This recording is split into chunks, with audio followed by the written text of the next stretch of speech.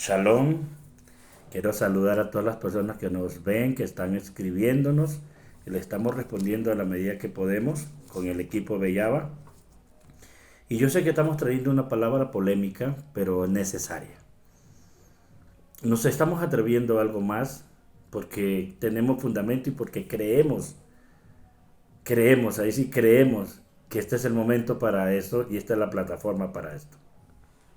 Y continúo. Continúo lo que dijimos estos días que estoy trayendo y es lo siguiente. Entre la diferencia, mire, la ciencia bíblica es una ciencia y la ciencia bíblica está basada en las escrituras. Uno, en los hallazgos arqueológicos. Si algo dice que aquí sucedió, que ahí pasó, pues tiene que mostrarlo. Y ese es el caso de Israel. Usted no ve nunca una moneda palestina, un hallazgo palestino, no hay.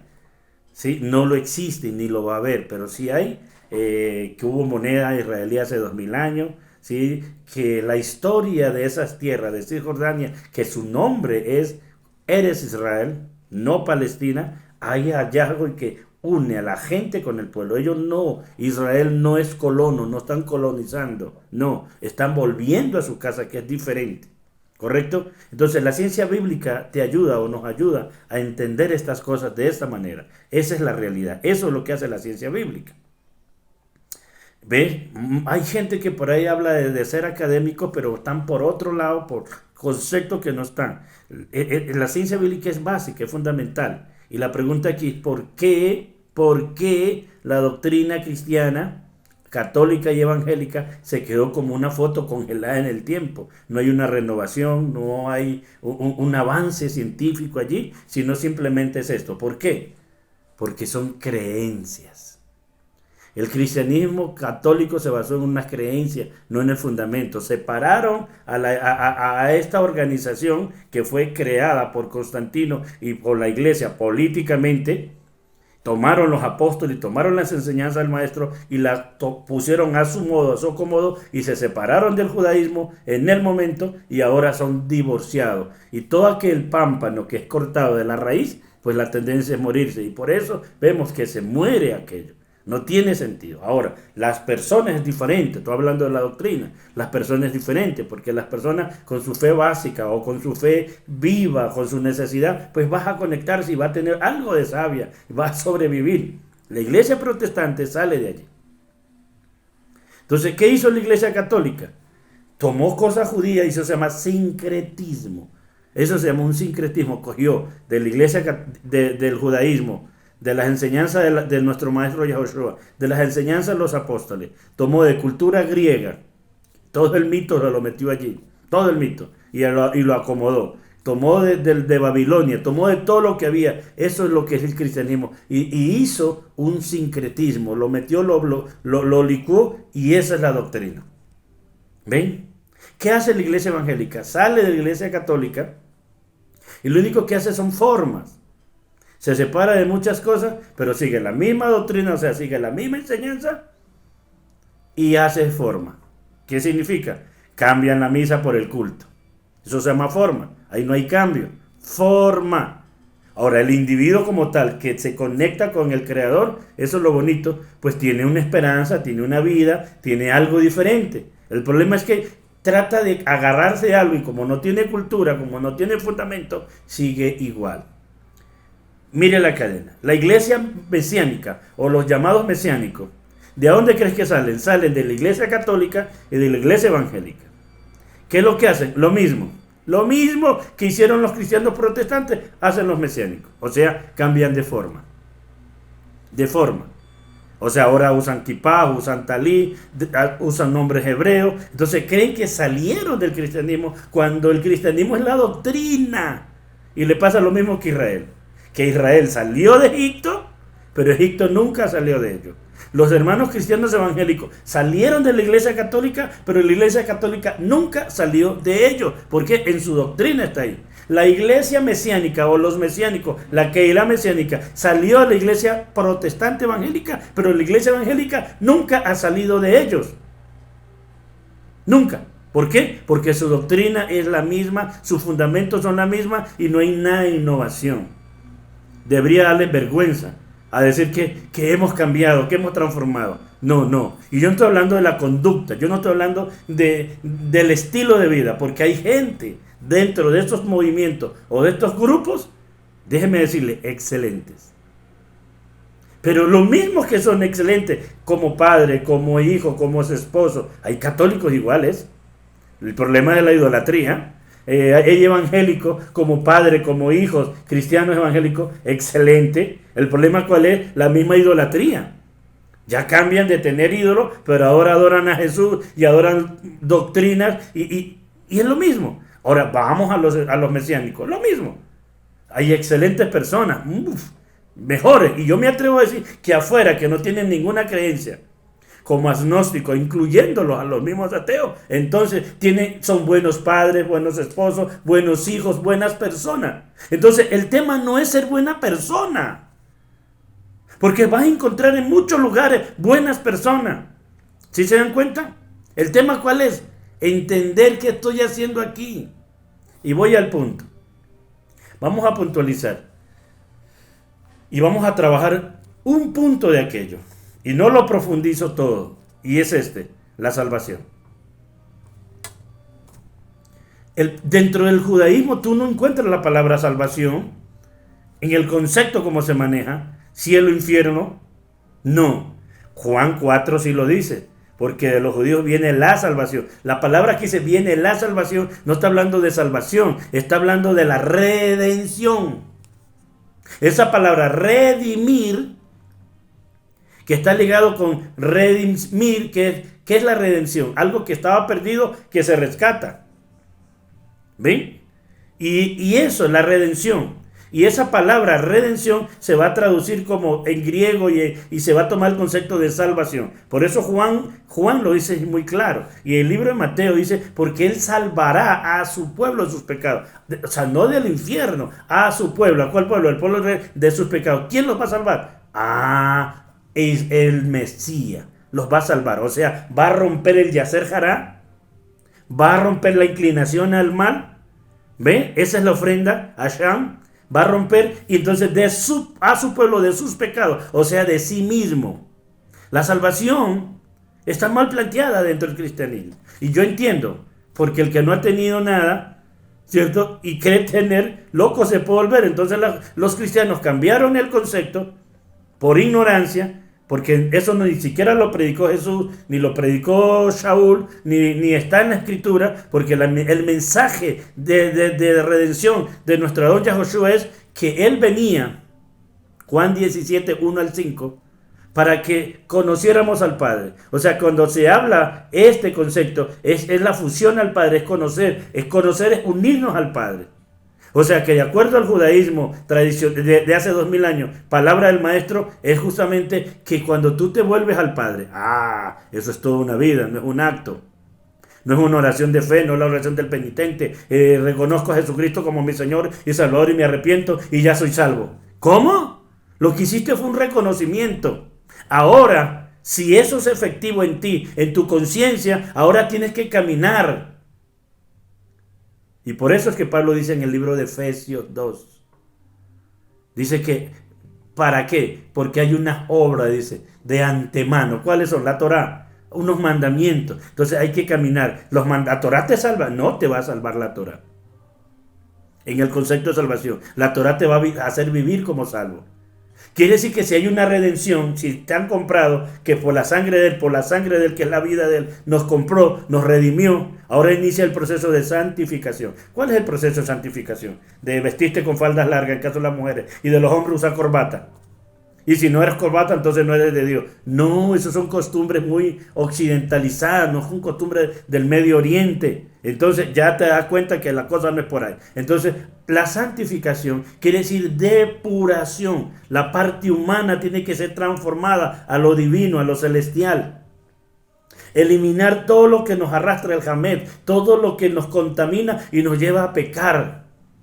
Todos esos deseos malsanos que le hemos dado, alimentado esta naturaleza y que nos hace ver las cosas de una manera distinta. Ahora si te das cuenta de que cuando hablamos o cuando yo estoy hablando del evangelio verdadero, no me estoy refiriendo sino a esas prédicas trasnochadas, me estoy refiriendo a volver a las sendas antiguas, me estoy refiriendo a volver a la Torá. Y en la clase que estoy dando sobre la plataforma que Yahoshua vino, ahí te voy a centrar. Estos son simplemente unos bocaditos. Estoy pasando el dulce para decirte, vaya a YouTube y vaya a Facebook, que ahí estamos enseñando, ahí estamos dando. Ahora, ¿qué es la salvación entonces? Dice que salvará a su pueblo de sus pecados, es liberarte de la inclinación al mal y menguar esa parte de la naturaleza carnal para que tu naturaleza espiritual crezca y puedas ser uno con el Padre. Eso es la salvación. Para que te conozcan a ti, el único Dios verdadero, y a Yahoshua a quien tú enviaste. Para que te conozcan a ti. Conocer es fusionarse, ser uno con el Padre. Siempre me he preguntado, ¿qué tal si un pastor o un predicador llega a la convicción, a la realidad? Porque el judaísmo no predica eso, ese mensaje de recompensa y castigo. Si eres bueno, entonces te vas para el cielo, si eres malo, te vas para el infierno. Esa es doctrina cristiana y eso de la Edad Media para acá.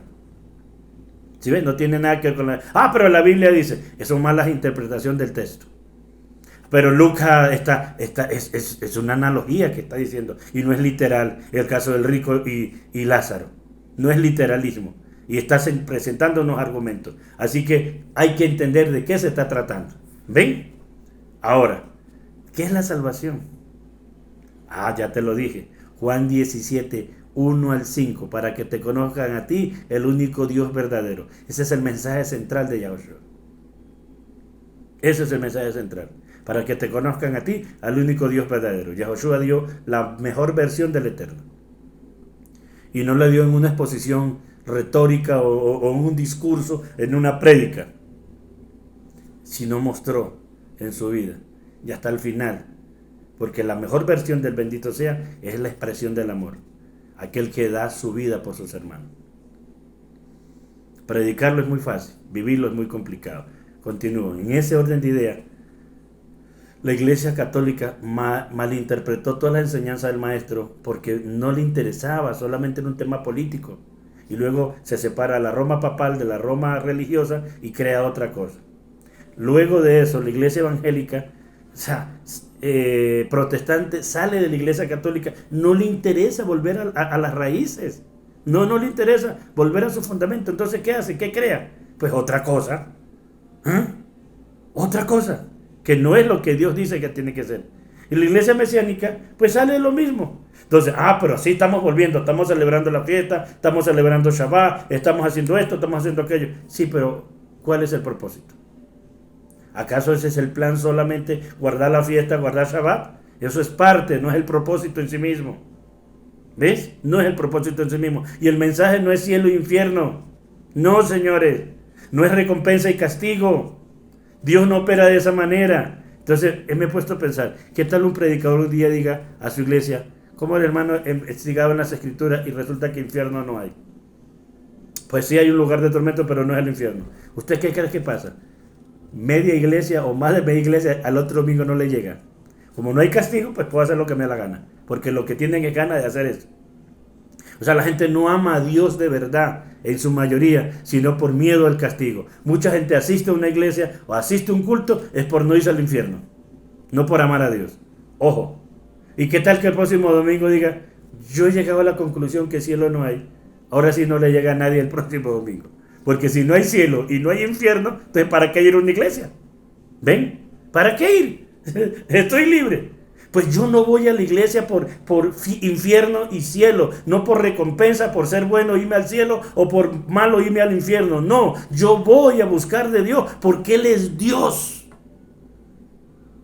Como lo dijo David, una cosa demandaba el Eterno y esa buscaré, estar en tu presencia. Voy porque soy parte de Él, porque Él es parte mía, porque lo necesito, porque solo en Él tengo sentido, porque solo en Él mi vida cobra sentido, solo en Él tengo misión y propósito, solo Él llena el vacío de mi vida, no por miedo al infierno, no por miedo o por recompensa al cielo, no estoy buscando cielo, no estoy buscando infierno, lo estoy buscando es a Él. Y noticia, Él está dentro de mí. Entonces ahora me obligo a mí mismo a vivir, a hacer las cosas. Que en otro tiempo no le hice, pues sí, no entendí o si lo entendí, no lo viví. Pero ahora entiendo qué es lo que debo de hacer y cómo debo de hacer. Y le he dedicado la vida a esto. Ahora entiendo por qué me negué a muchas cosas. Pero este es el momento de decir, ¿qué es el verdadero mensaje? El verdadero mensaje es que tú conozcas al Padre. Que seamos uno con el Padre. ¿Ves? Realmente hay que replantear las cosas. La iglesia, que se llama la iglesia, realmente ni siquiera es una organización. Es un organismo con buena voluntad, con buen sentido, sí. Pero cuando se separó del olivo, perdió su propósito y creó otra cosa. Pero Dios es tan bueno que dentro de esas organizaciones, dentro de esos grupos, hay excelentes personas. Pero Dios no te llama a dar buen testimonio. Tenemos que dar buen testimonio. Dios no te llama a dar buen testimonio. Buen testimonio lo dan muchas personas. Dios te llama a que tengas claro quién eres. ¿Quién eres? Para que tengas claro qué viniste a hacer aquí. ¿Ves? Y esto de unirnos con el Padre es más que dar buen testimonio, porque el buen testimonio es naturaleza, es por consecuencia. Yo no me porto bien para agradar a Dios, me porto bien porque es mi naturaleza. ¿Ves? Porque es mi naturaleza, porque es el placer hacer el bien. No por castigo irme al infierno, sino porque me gozo hacer el bien, porque hacer el bien es mi naturaleza. El que sabe hacer lo bueno y no lo hace es pecado, porque mi naturaleza es eso, es dar, porque Dios es como el sol que da. Y mi naturaleza es dar, mi naturaleza es expresar el amor de Dios, es hacer el bien a los demás, no por miedo. Así que ese mensaje de infierno y de cielo está mal. Es más, mal planteado, mal predicado. Es más, es un error bíblico. Porque si te planteas las cosas como son, no es así. Él dice que vino a salvar a su pueblo de sus pecados. Entonces ya enfocamos sus pecados. O sea, el tema es de redención. O sea, que cuando se habla de salvación, se habla de redención, nos redimió. Israel fue redimido de Egipto. Cuando pasa por el mar de los juncos, pues los bautizó, le hizo Tevilá, y ahí los llevó al Sinaí para darle la Torá. ¿Por qué no le dio la Torá en el Sinaí, en Egipto? Porque a los esclavos no aprecian la libertad. Y la Torá sería una carga, no libertad. La Torá fue dada en el Sinaí porque ya eran libres. La Torá es para vivir como libre. La Torá es como para vivir como salvo, para que se entienda el concepto, no para salvarte. La Torá lo que hace es elevar nuestra conciencia. La Torá lo que nos hace ser mejores personas. La Torá es la herramienta para unirnos al Padre. No una norma de yugo. La Torá es la herramienta para que seamos uno con el Padre. Que el Todopoderoso te bendiga. Suscríbete al canal. Estamos respondiendo. Si nos escribes allí, te estamos respondiendo. ¿Qué es la novia? Trajimos esa palabra y hoy te digo, te estoy diciendo esta tarde específicamente. He parado con las otras charlas, pero ya estamos organizándolas para darle fuertemente a la historia de cómo llegó nuestro don Yahushua y quién es y qué es la doctrina realmente. De fondo, doctrina, eso es una palabra a conocer, a saber. ¿Correcto? El sur o el mensaje del bendito sea, la besorá. Pero la besorá es noticia. ¿Y cuál es la noticia? Que seamos uno con el Padre. Si no lo sabía, sépalo. Que seamos uno con el Padre. Que podamos crecer de Nefes, Rúa, Neshama, Hayá y Ejida. Ese es el crecimiento. No somos tripartito. Somos seres espirituales. Y hay 5 niveles en el ser espiritual que vamos a un crecimiento. Hasta llegar uno con el Padre. Como llegó nuestro don Yahushua. uno con el Padre. Y todos tenemos la misma posibilidad. Bendiciones. Shalom.